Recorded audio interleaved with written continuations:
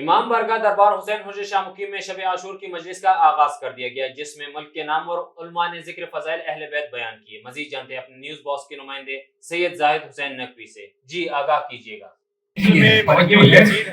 اسلام زندہ ہو گیا بس السلام علیکم ناظرین، نیوز باکس کے ساتھ میں ہوں آپ کا میزبان سید زاہد حسین نقوی۔ امام بارگاہ بس میں آج ہوں نتیجے پہ اب رسول اللہ صلی اللہ علیہ وسلم ان کے لیے کیا یہ حالانکہ کافر ہے، مسلمانوں ان کی مسجد کھول دو، وہ ہو چکا ہے۔ یہ ہے سیرت نبی۔ یہاں پر کہا کہ عبادت کا وقت ہے، کثیر تعداد جو ہے وہ جوک کا جو شرکت کرنے کے لیے آ رہی ہے، اور یہاں پر اگر میں آپ کو بتاتا چلوں کہ سیکیورٹی کے کیا انتظامات کیے گئے ہیں، سیکیورٹی کے ہائی الرٹ انتظامات وہ کیے گئے ہیں تاکہ کسی بھی نپٹا جا سکے۔